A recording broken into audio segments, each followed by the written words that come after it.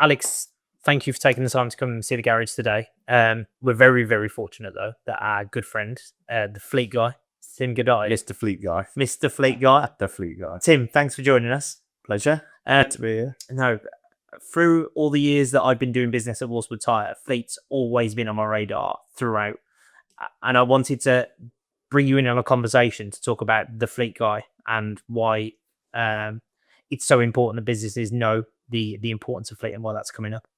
Because for me, I wanted to make a big point that without having your ear at times throughout the origin of Fleet Guy, I would have made so many more mistakes on the way with Fleet, and you've definitely just really helped me navigate that to be more clinical. So first of all, thank you for joining us. Thank you. Um, I think on that as well, if you reflect back to the last Your Garage episode, where we've visited two of Lindley's new garages. yeah, One of them is very much going to be relying upon fleet to get off the ground. yes, We've got a retail site which we've acquired customer base as part of the goodwill, and we've got a greenfield where we have no customer base at all. And go back a year ago, and I was telling you stay away from fleet entirely. Now I'm eating my own words. yeah. Stay away from fleet. Stay away from green sites. Yeah, and here we are. Fleet greenfield Double back. Yeah, so there we go. So how's it going with the Fleet Guy? Because the modules look like they're coming thick and fast. Yeah, it's going. It's blown my mind really, the response. Obviously, when we did the Your Garage at Guidotti, which was sort of looking into fleet, there was a big response after that, and Fleet Guy wasn't even a thing then. And so I realised there's quite an appetite here. People want to learn about fleet, and it's one of those things where in life, when you know something and you're familiar with something, you think everybody else knows and gets it, and actually that's not always the case, is it? We all have different areas and knowledge bases and experience that we've got. So I decided to put something together, and I launched it at the One Tech conference at Silverstone in April. And there was a huge response. People wanted to know. They all wanted to come on the seminar to find out more. So I thought, okay, there's something here. Garages want to know about fleet, and I've got the knowledge and experience to help them. So I built the Fleet Guy. So it's a training platform with modules that take you through the ABCs of fleet all the way through to sort of the detailed stuff, how to win fleet work, how to process it well, how to make money with fleet, and also how to do things like audits and SLA, service level agreements. And then there's the Q&A webinars where we get together, people can ask questions. Then we have the Meet the Fleet series where we've started bringing fleets in and introducing, and that's been amazing because people are already now building relationships with fleet companies they never knew. Yeah. Just because we get a fleet company maybe often dealing with for 10, 20 years, bring them in, we have a 1 hour chat on Zoom, and then garages get to ask questions, and we always make a contact available at the end. And even just this week, there's a great fleet in Scotland who were looking for a garage, and Barry Dawson got a phone call and a visit, and then it's really helpful. I'm there to help guide garages through what do I do when a fleet comes to visit me. What kind of things they're going to ask, and how do I prepare well for that conversation? Where do I pitch the rates? Because you don't want to pitch too low, do you? Sometimes we can undersell ourselves. So it's all of that is what I try and teach. And then we've got the online community, which is just a great encouragement, just like some of the really good ones. The Garage Hive community is just an amazing encouragement. And the Fleet Guide community is about encouraging people in that space. And then after 12 months, garages can apply to become Fleet Guide certified. And that's really sort of ultimately where we're going with this. How do we create the first standard, like the old Corgi for plumbers or NIC for electricians, the first standard that a garage can be recognised for? And the plan will be to get that IMI recognised. And that will be something that garages can have a plaque, and that will be recognised by fleet. So all that journey and all that package is what we've been working on with garages. It's an amazing journey. And does that mean that, like, you potentially, because at the minute, like, the Fleet Guy is not a work provider, is it? No. Is that the way that we're trying to shape it? That potentially look at the scope of what work provision might look like? Yeah. So one thing I wanted to make sure, because having been around the garage trade for a long time, There's been a lot of schemes where people have promised work. Yeah. Okay. And Fleet Guy is not about guaranteeing you work, or that, me as a fleet guy is going to introduce you and guarantee that fleet's going to use you. But what I will do is I'll give you the training plan and all the support to help you grow fleet work. And if you follow the plan, you put it into action, you stick to it, you will grow fleet work. It's a bit like, personal training. If you get a personal trainer, One press up, don't do it. you don't do it, does it? But the thing is with personal training, it's not just about doing the reps. It's also the nutrition and it's the showing up and the mental kind of. It's all to do with the etiquettes, isn't it? There's so many etiquettes and nuances that are required for somebody to feel great about coming into the business. And like for me here, it's definitely been like I said, the Fleet Guys just helped me sort of shift a lot of the noise out, which I might have considered as valuable, but it's not, because I can see what's working. So yeah, it's like invaluable to us as a business. And like you said, it's going to be really important to Linda's in Well, your I growth. just want to step back a little bit, because there will be people listening that they don't even know the answer to why should they bother with fleet work. And plenty of garages are busy. Like, work, generally speaking, isn't an issue for people. So my question to you, Tim, is why should a garage that is busy enough already consider fleet work? Okay. Well, it's a great question. It's something that I talk about a lot. And ultimately, if we look at our industry, it's changing fast. So right now, the government are currently working on the date for the first pilot of the automated vehicles that are going to be on the road. The Automated Vehicle Act 2024 has already been passed. Uber and all those guys are ready to trial the robo-taxis, which are going to come end of 2026 into 27. So this is just one of the reasons. Okay, there's many reasons. So when that happens, we're going to end up in a situation whereby we have the genesis of the robo-taxi. That means that families are going to end up being able to drop a car that they own and just go onto subscription. But all those robo-taxis, they're going to be owned by fleets. And then if we look at actually the percentage of new vehicles sold, over 2/3 are into the fleet world. And actually we've seen that the private vehicle ownership is dropping. People are moving more and more into usership than ownership. Here's an interesting story. In 1900, there's a picture I saw a couple of days ago of a New York, one of the big avenues in New York. They're huge, aren't they, in New York? And I looked at this picture and it was all horse and cart in 1900. And there was one car. It was a whole sea of horse and cart. I'm going to put this on social media, this picture. And in 1913, that same street was all cars and one horse and cart. And in 13 years, the whole horse and cart industry is dead. Yeah. So all those guys that were the horsemen, all those horses, all those cars, they were redundant. They were done. And the cars came in. Yeah. And we're going to see that change in our industry way quicker. So fleet's a thing that we can embrace because ownership will move more and more, as it already is, into fleet. And whilst a lot of garages are, maybe busy with private ownership work, which will carry on for the, immediate future, it's not a bad idea to get your foot in the door. And there are great opportunities right now for that regular fleet work. It's consistent. You don't have to keep marketing once you get it. You're dealing with businesses instead of individuals. They're not particularly emotive. You agree your terms. Yeah. You work on a portal, get the job done to the rates we agreed. You get the work. Everyone's happy. And the direction of travel of the rates is definitely in the right direction as well, isn't it? Yeah, it is. You can achieve a labour rate now that many outside of the fleet world probably don't realise. Yeah. That's certainly been the surprise for Lindley's, in that some of the fleets that we've got on board now are paying rates that are good enough when you consider the cost to serve a fleet, from acquisition through to you're dealing with one person, you haven't got all the stuff that comes with a retail customer. It's actually reasonably comparable in some instances.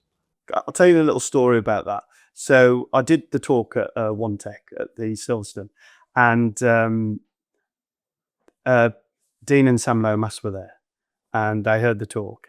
And shortly after the Your Garage episode that we did came out, and you did one with Dean, actually, Your Garage with Dean, a guy I've known over 20 years who heads up the maintenance for Northgate vehicles, fleet management, big fleet management company, and obviously rental company. They just won United Utilities. So that's sort of like, kind of Crewe up to Carlisle, that window of the UK. And they'd seen Dean, they'd seen me, they put 2 and 2 together that we, kind of knew each other. And so he reached out to Dean and said to Dean, I've got 90 vehicles that I need to place. Are you interested? And so Dean phones me and says, this guy's been on the phone. I've got 90, what do I do? And I said, well, I've got to fill in this rate card. And what do I put down? I said, what do you want, Dean? What rate do you want? I said, you've got a great service that you offer. It's not one size fits all. You do this, you do that. Put the rates you want. So he put the rates down and he couldn't believe what they agreed to. Mm-hmm. And I said, there we go. You got that contract. And then at the Auto Mechanical Awards, his wife came up to me and said, I just want to thank you for the talk at the One Tech for opening my eyes to fleet, because we'd have just shut down that inquiry had we not had our eyes open. And now we've got a 90 vehicle fleet at the rates we want. Yeah. And it's great, consistent work. I think back to your point about it's not bad to get your foot in the door. Yeah. That's probably slightly understated in that, based on all the things that I know from you, is it's very relationship oriented. Yeah.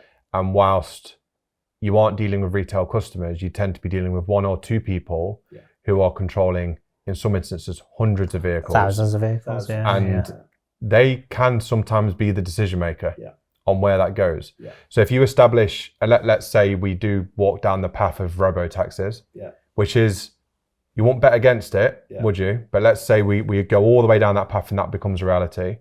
And let's say we don't go all the way down that path and actual vehicle ownership goes into 6, 7, 8 year leases on vehicles. So the majority of cars on the road are leased or rented. Yeah. That's at least half the vehicles on the road are going to be in some sort of lease agreement. Yeah. So at the risk of you closing the door on that entire group of customers, getting your toe in the door to establish that relationship with the people who can direct that work in the future is pretty crazy to bet against that. And I think that's the logic that I'm working to. It is. And the other thing is, when you start working with a fleet in an area and you build a relationship, they're actually quite loyal. So as long as you provide the service and you honour terms that you've agreed to, they won't look at elsewhere. So retail customers generally can be quite fickle. They're often the shop. They can miscontextualise one thing and then the relationship's over. Yeah, and on average, 3 out of 10 customers that we have in retail generally won't come back next year for reasons like that. Fleets aren't shopping around every month for a garage £5 cheaper in your area.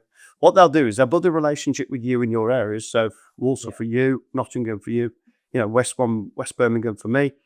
And once they've got that relationship, they want to stick with you. Yeah. They haven't got time to shop around. And they want to aid the growth. They want you to be as successful. They want you to keep providing a better service. They want you to invest back into the business. Yes. And they need to do that through consistency their end. Yeah. Can you imagine a major part of a fleet operator or a fleet manager's day is if they've got a good garage or a good supply network of people repairing their vehicles, that's a big box ticked, isn't it? And that's a lot of headache gone. Yeah, but that also means that there is a big first mover advantage. Big time. That's what I'm trying to say. Yeah. So if you get that relationship in an area with a fleet, you've got that first mover advantage.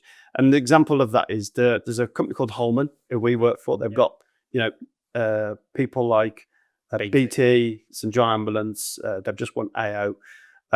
In 2006, I applied to get on their network because a company local to us wanted to use us. And they let us on. But they said, we'll let you on, but just for that contract. And at the time, they had all of the Network Rail contract. And I kept asking, can we do this work down the road? We've got Salmon Dudley train station near us. We'll do all the work. And they said, no, we've got relationships in place. It took me 4 years. Yeah. And the only reason they let us on is because that company went bump after the Great Crash. 2010, and then we got that premium spot as a garage, and we've had it ever since. Well, you've got to be there, haven't you? You've got to be there ready. It's the same with like you get the early real estate, then you can grow on that so well. Like we can look at that as an example for us with our social media following. Like it's really hard to replicate a social media following like we have because I saw it so early.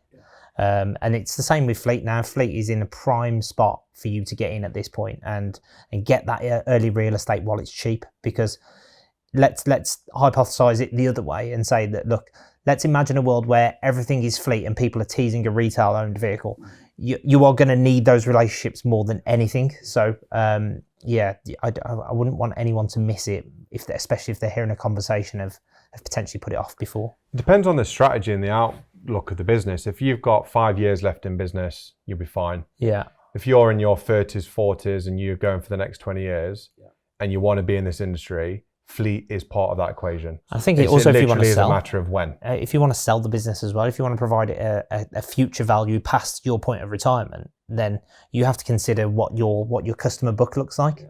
If your customer book is just full of retail drivers that probably won't own their car in a short period of time, what you think now might be different in 5 years. So if you're not prepared to have multiple strings to the bow, then you could really miss out on something which would be really critical to the future valuation of your exit. It's true. And future buyers will always look at the sort of reliability of future income. When you buy a business or you buy any asset, you're buying the future earnings of something, aren't you? The speculation, isn't you're it? buying the potential of future earnings. And so that's why, these multiples of profit get bandied around.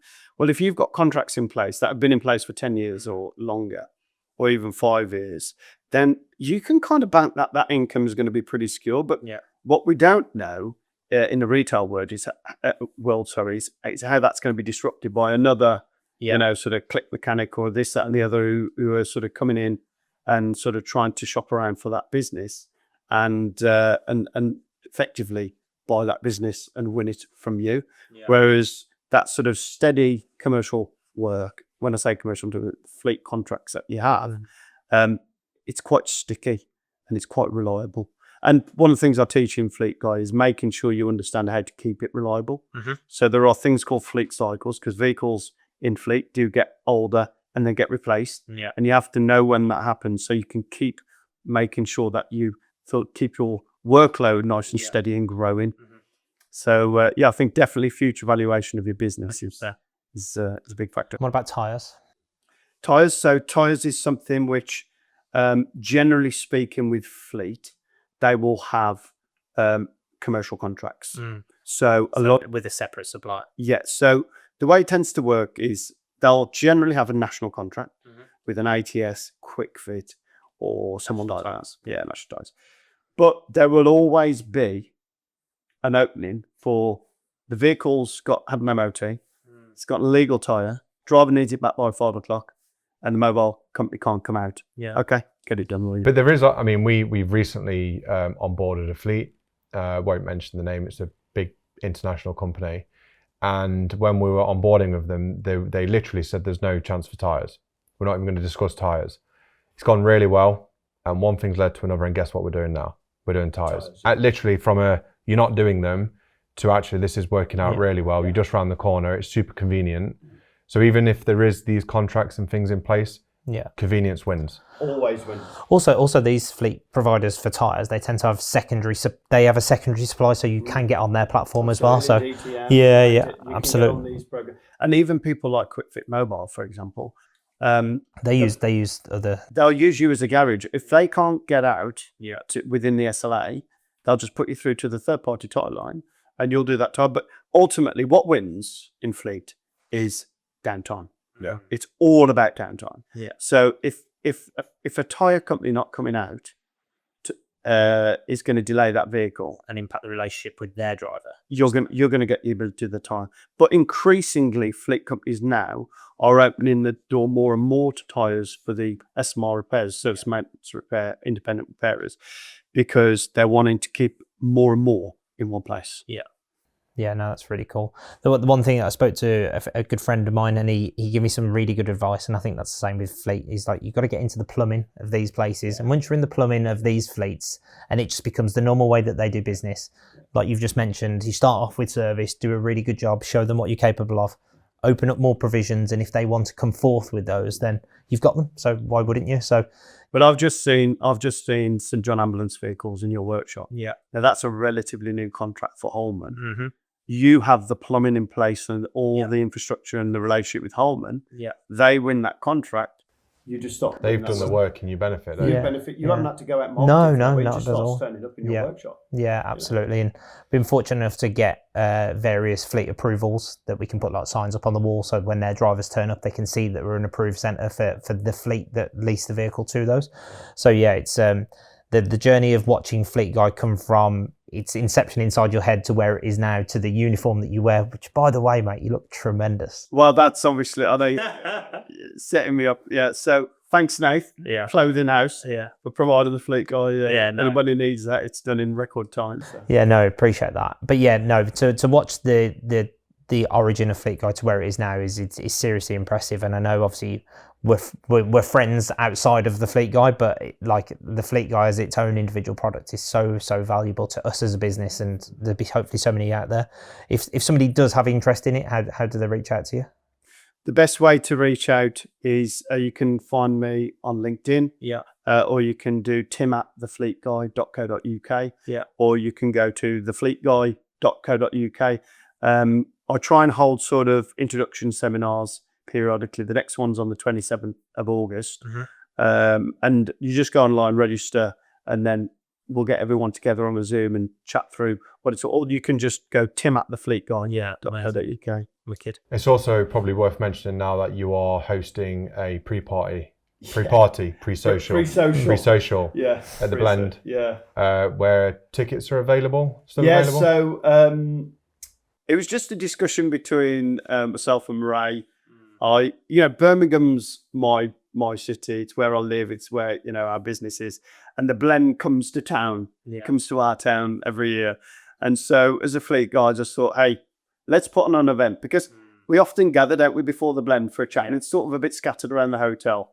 So I went and booked the 25th floor rooftop terrace, Marco Pierre White's. I've been there before. It's beautiful. And the outdoor terrace is all heated. The views are amazing. And One Tech and Pagid are sponsoring it. So £15 a ticket. You can... You had to get that back in food. And You're going to get food and drink. And it's just a great night. But we didn't call it a party because that's the next night. That's when it gets a bit more crazy. Yourself. Yeah. You don't want to kill yourself there. But one of the things about the Blend, actually, it's the number one conference in the calendar. But it's a busy day.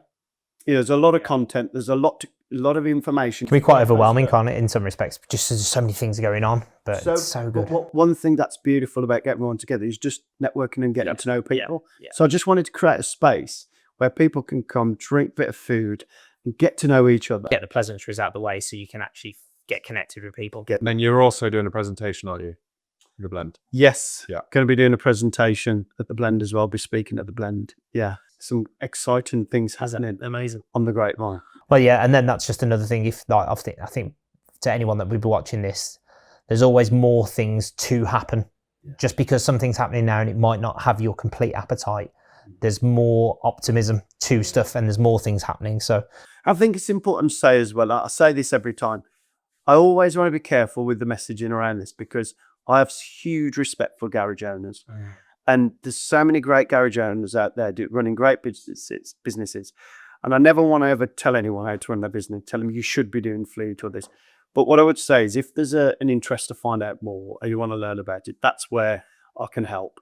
But I'm never going to go out there telling people that, if you don't do this, you won't have a business and all that sort of thing. Because I've had that in the past, but it's sort of the scam factor and all that kind of thing. But the industry is moving. And I think it's just there's never been training out there for garages who want to get into fleet. It's just about providing that support for people and helping people on their way. Awesome. Love that. Tim, thank you very much. Thanks for joining. Thanks for having me. Appreciate it. See you at the Blend. See you at the Blend. See you at the Blend. See what's going down in the world of fleet. Great.